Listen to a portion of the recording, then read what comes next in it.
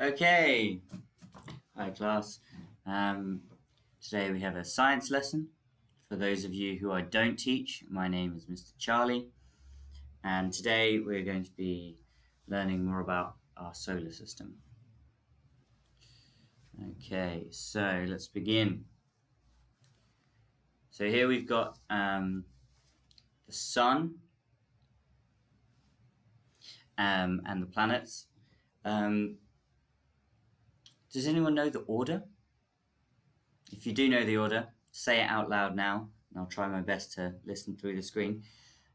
Which order the planets are in. Okay, so this is a really nice picture here of the planets, but what it isn't is to scale. It is not to scale. By that I mean the size of the planets as you see them here is not right. Really, the spaces between them are much, much bigger. And I'll actually show you a cool thing I found on the internet earlier, which shows you how big the distance really is between them. But we'll look at that later. So here we've got the planets: Mercury, Venus, Earth, Mars, Jupiter, Saturn, Uranus, and Neptune. And this is one way that you can remember the order. So my very educated mother just served us noodles, but you could change that to my very elderly mother just served us noodles, or she could serve you anything if it begins with N. So why don't you make up some of your own little sentences so you can remember the order of the planets, starting from Mercury, which is closest to the sun, and ending with Neptune, which is furthest away. So here you can see a top-down little animation of our solar system, and you can see that the planets are going round the sun. So can anyone tell me the word for that when the planets go round the sun? Just shout it really loud. Maybe I can hear you in my flattened D7. No, I can't hear anything. So when the planets go round the sun, that's called the orbit. The orbit. So you can probably see here, if you've looked carefully, here I guess, if you've looked carefully, that some of the planets go round a lot faster. If you look right in the middle, that planet in the middle is going around really fast, and then planets on the outside are going around much slower. So what period of time do we call when a planet goes once round the sun? Let's think of the Earth. If the Earth goes right round the sun, we call that a year. So you can see that a year on Mercury, closest to the sun, would be very short, whereas a year on Neptune would be very, very long. So these are different orbits of the planets. Again, the sizes, you have to remember the sizes on this animation are not correct. The planets are actually much, much smaller.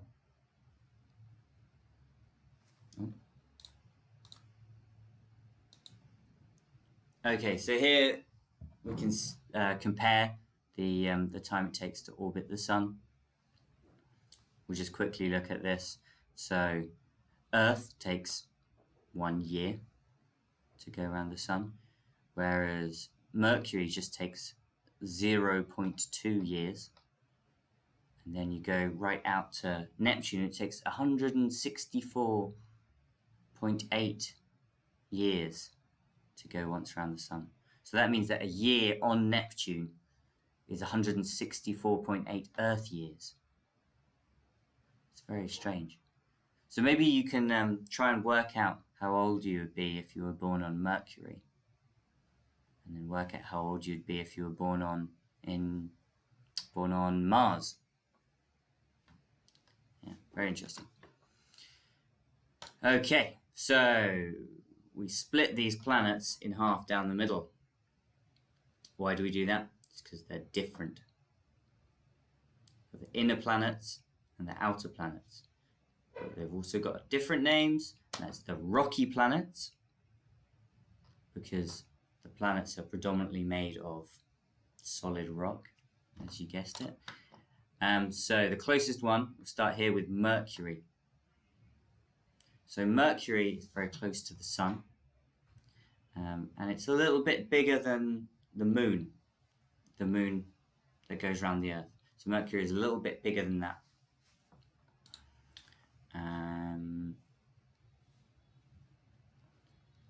So Mercury is very small.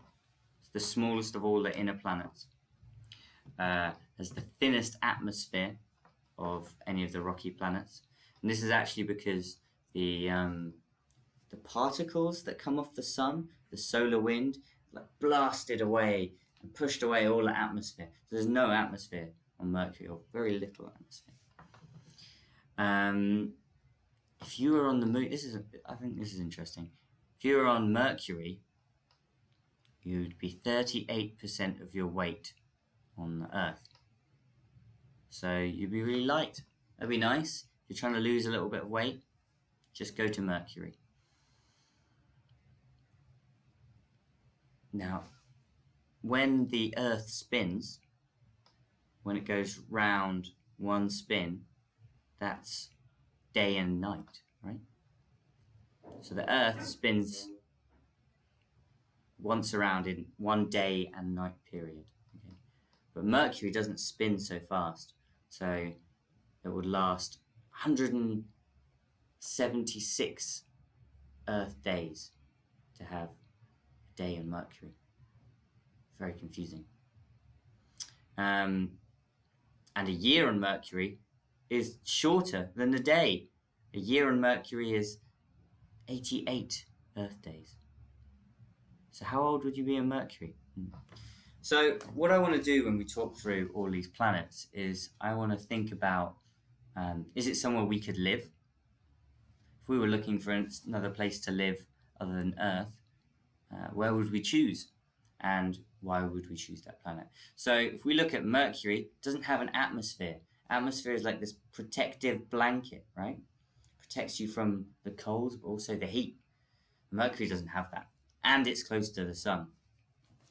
So the temperature on Mercury is minus 173 Celsius at nighttime. And then daytime, it's positive 427 degrees Celsius. So way too cold for humans to live at nighttime, and way too hot during the day. So I think we definitely couldn't live on Mercury. So then we look at the next planet, Venus. So Venus is roughly the same size as Earth, so that's nice. Okay. One day on Venus lasts 243 Earth days. Might be a bit annoying to live there, but we can handle that. We can get past that. It's also the hottest planet in the solar system at 465 degrees Celsius. So maybe too hot for us to live there. So Venus is not as close as the Sun as Mercury. So why is it so hot? It has this protective atmosphere, so it should be okay, right? The thing is, it's got too much of this atmosphere, too much of particular gases as well. So remember when we talked about the Earth having greenhouse gases, like carbon dioxide. These greenhouse gases help trap the heat inside the Earth. So when the heat goes in, it can't come out. And that carbon dioxide, that one that we're producing from the back of our motorbikes, that's what keeps the heat inside the Earth. Now Venus, the atmosphere is mostly carbon dioxide. So you can imagine how hot it gets just with this atmosphere just of greenhouse gases. And the surface is also covered with volcanoes and canyons. Maybe you don't want to live there. Okay, let's go to the next one. Next slide. Oh. Next slide. Earth. So the Earth is the largest of the inner rocky planets. It has an atmosphere. We know the atmosphere is predominantly made of nitrogen, but also has oxygen, a bit of carbon dioxide, and some other gases as well. We have one moon. We call it the moon. And it's home to your science teachers, Mr. Charlie and Miss Nicole. Although I'm not certain about Miss Nicole. She might be from a different planet. And the coldest it's ever been recorded, the coldest we've ever recorded it to be on Earth is minus 89.2 degrees C. That's very cold. I think that was in the South Pole in Antarctica. And the hottest, 70.7 degrees C. And I think that was in Australia, but I might be wrong. So we've still got a big range of temperatures on Earth. It's a big range, minus 82 to positive 70. But this range is much smaller than some of the other planets. And luckily we can live in most of the temperatures on Earth. Okay, so let's move on. Mars, known as the red planet. There's a thin atmosphere, iron-rich materials which form rust on the surface. If you can't remember what rust is, it's when iron oxidizes, so it reacts with oxygen in the atmosphere, and it goes this brown color. So you might have seen that somewhere on like these chains over here. And it has 2 moons. There you go, there's Mars. Mars, NASA think they've found evidence that there used to be water on Mars as well. So I think Mars might be a good contender, good place that we might be able to live. So what comes next? So we've said, my very educated mother. What's next? Jupiter. No, it's not Jupiter next. It's the asteroid belt. So the asteroid belt is this belt-shaped disk that separates the inner planets, the rocky planets, from the outer planets, the gas giants.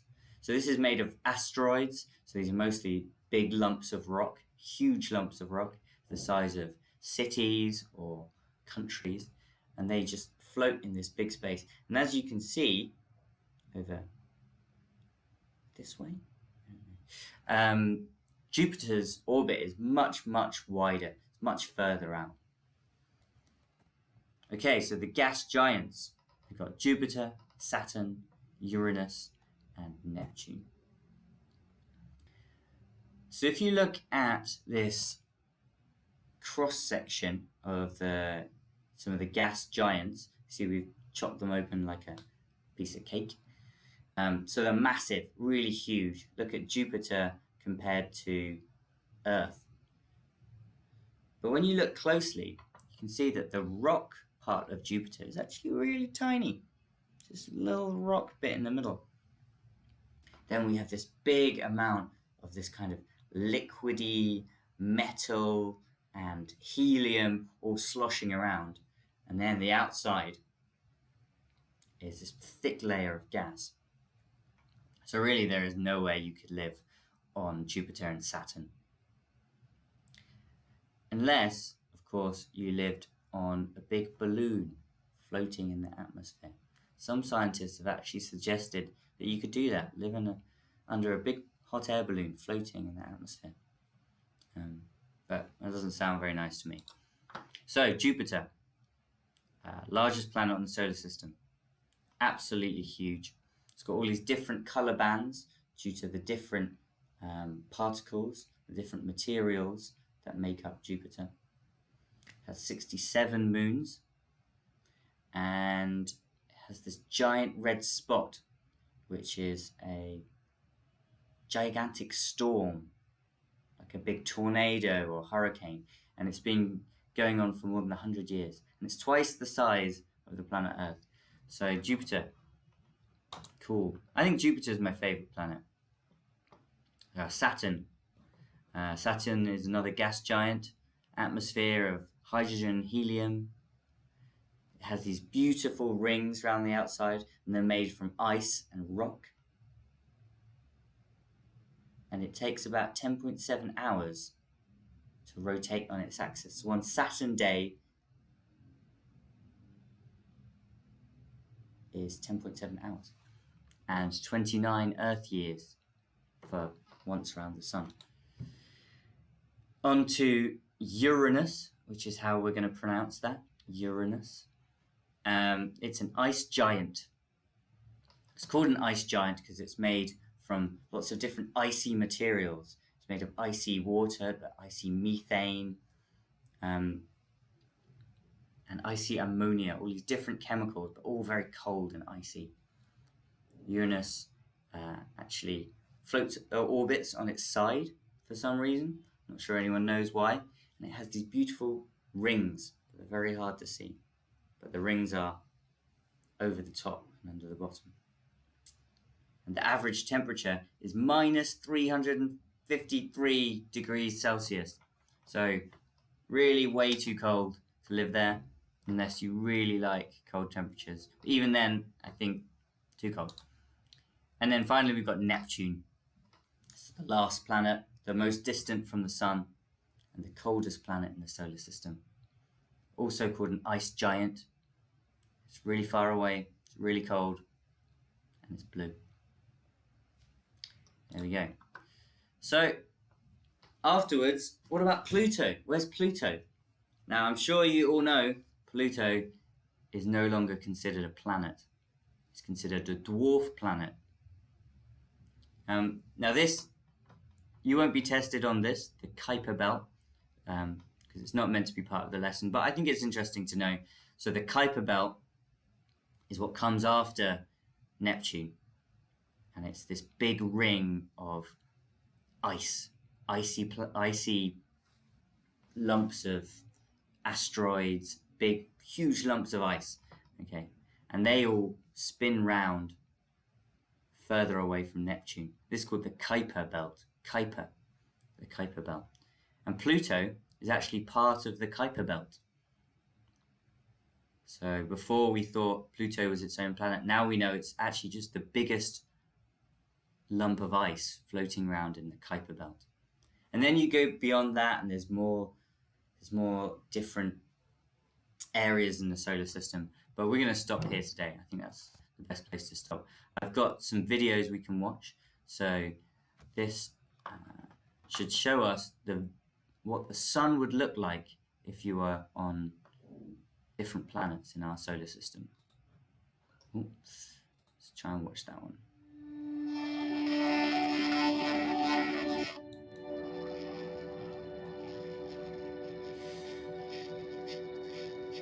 So most of these are just what an artist thinks it would look like. But what is important is the size of the sun. So as you can see, as we go further out in the planets, the size of the sun in the sky gets smaller and smaller. It's a real picture from Mars.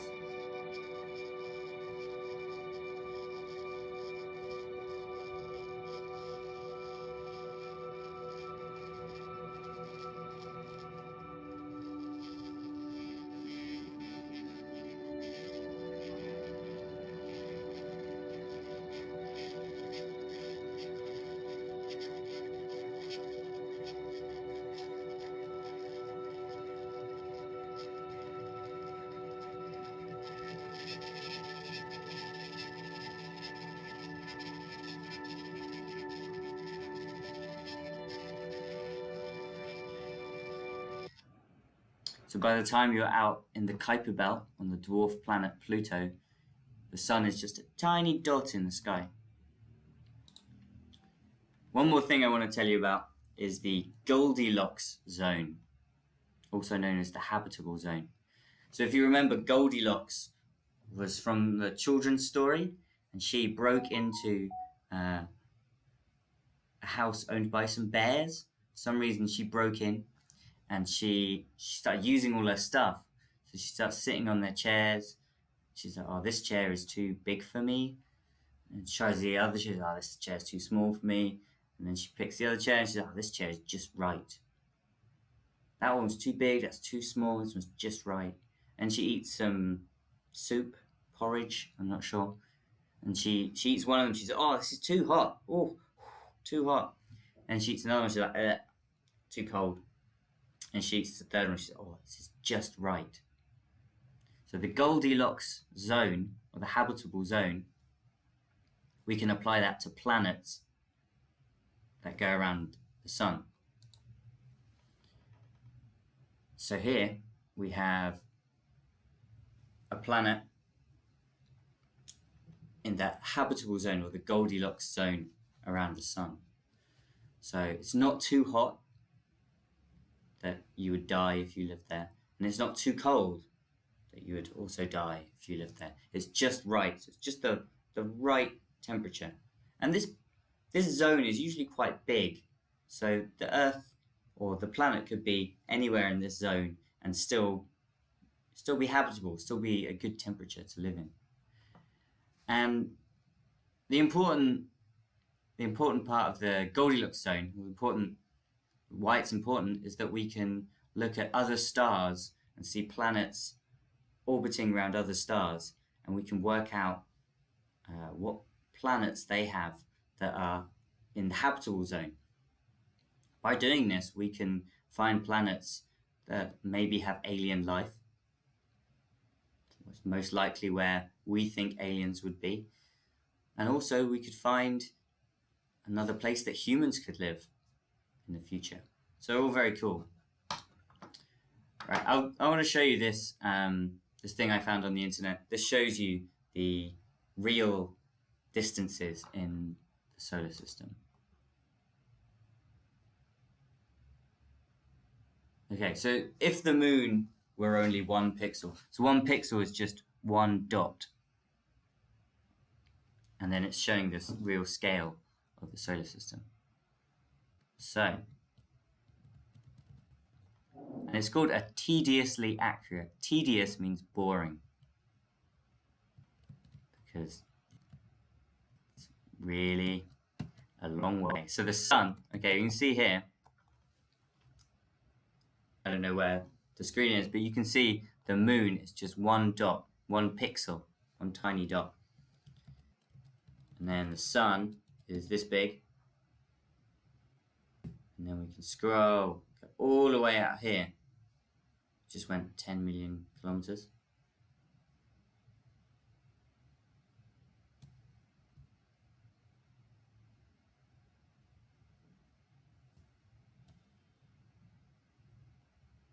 So we went all that way just to find Mercury.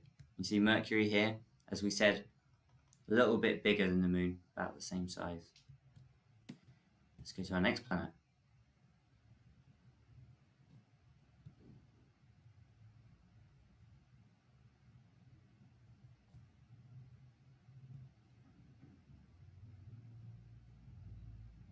Venus.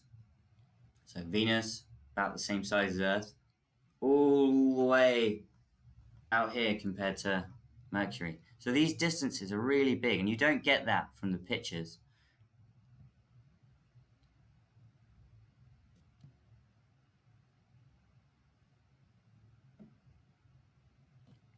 Here we go, the Earth and the Moon.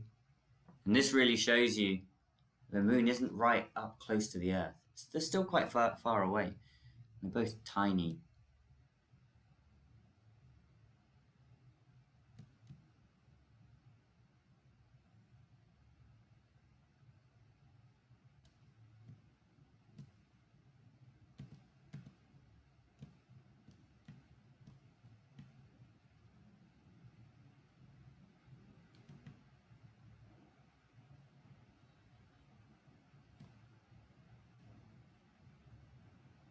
And then Mars. And if you remember from before, there was a really big gap between Mars and the next planet, Jupiter. So I'm going to start scrolling this way. But this is going to take so long that I think I'm going to give up. And you can come on this website and do this if you'd like. But it's going to take far too long for me.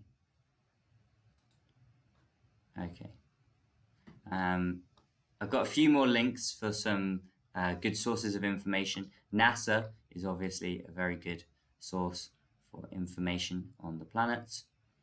And I think we'll stop there for today's lesson. But you have some more work which I will assign you to do on your own. And that's it. Goodbye.